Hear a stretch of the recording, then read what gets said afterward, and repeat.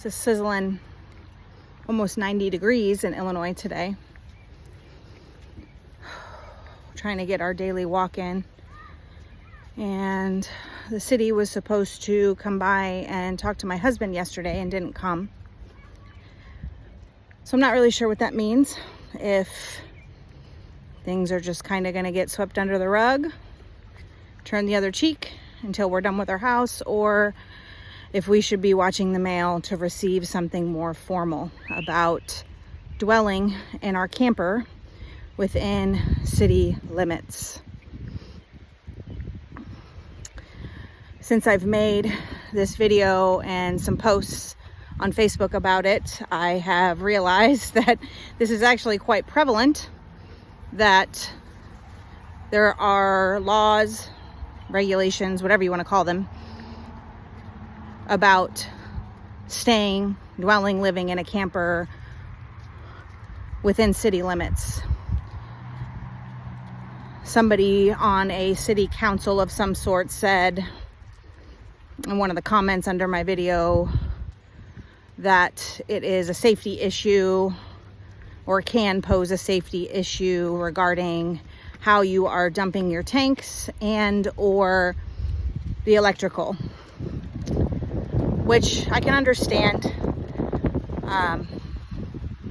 those concerns. However, if that is the problem, then if you are approaching somebody who is staying in a camper on their property within city limits, why not ask to just check out those concerns?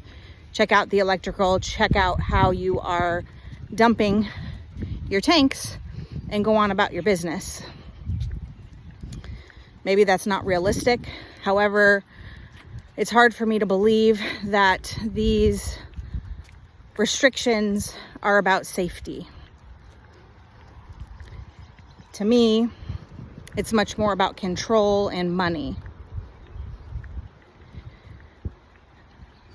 When you own a property, to be told what you can and can't do on it, unless it is literally causing problems, you just can't convince me that it's about concern and safety. It's about control. And that's what frustrates me, is we're living in a time where many of our freedoms are being stripped from us, and it's going unnoticed.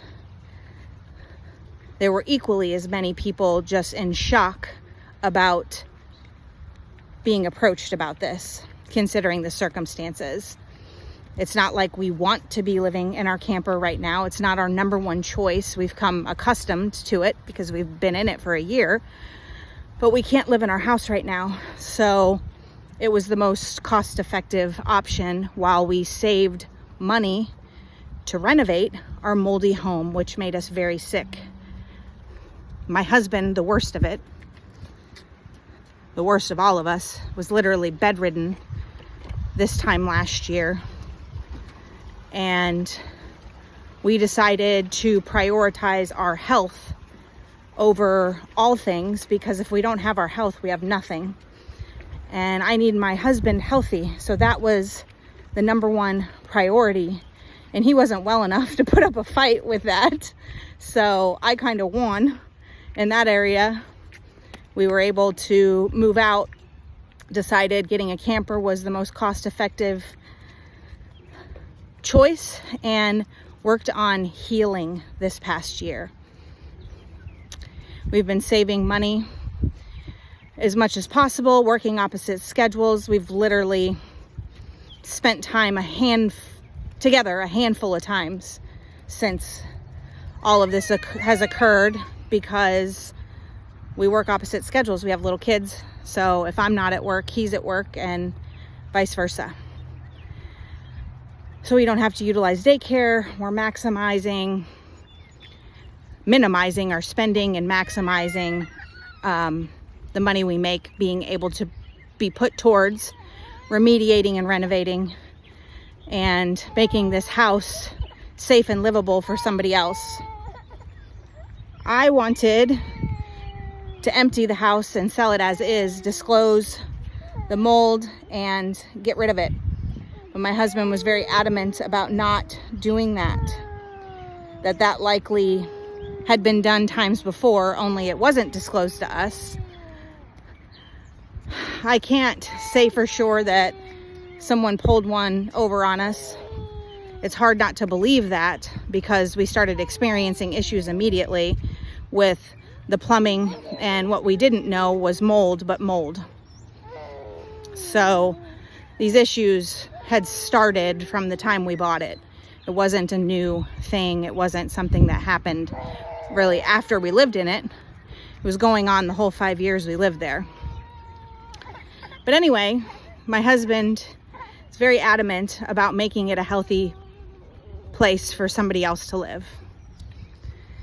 So I've just kind of surrendered that, and he's going to be taking time off work and putting all of his attention into this renovation and remediation for however long this takes.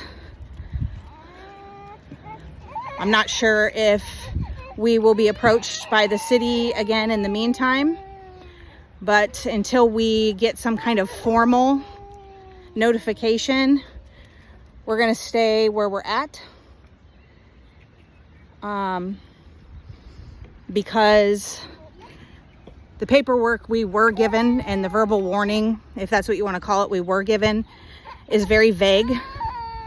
What they highlighted in those papers is very vague, which could go either way. It gives them grounds to fight because it's so vague, and it also gives us grounds to fight back because it's so vague. So we're not going to get too focused on how we're going to approach all that until we receive something more formal. I think something that frustrates me is that a lot of people have assumed that my husband is just lazy and avoiding what needs to be done, and that's absolutely not the case. I had a front row seat to how sick he was, and how he couldn't even pick up his own children, and how he couldn't even regulate his own body temperature and could barely get out of bed.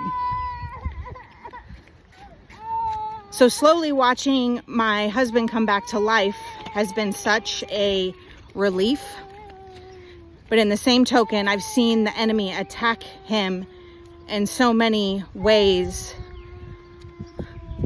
He was even approached by, not a neighbor, but someone who lived nearby, that he couldn't even believe that his family would stick by his side through him going through all of this, and that we're living in a camper, and that it was just atrocious that our house wasn't fixed by now. And I can't even describe to you how angry that makes me, because I know that this hasn't been the case.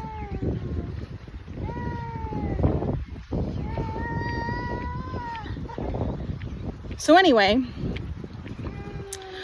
we will officially start the full remediation and remodel of our house in the next week or two. We will wait till we receive any kind of formal notice from the city stating we can't reside in our camper on our property. And until then, we're going to stay put, because it's the only feasible option in order to financially sustain what needs to be done to our house. So stay tuned as we start to tear into it, and we'll give updates regarding our living situation. Got some grumpy babies today. It's probably too hot to be outside, honestly, so I will update soon.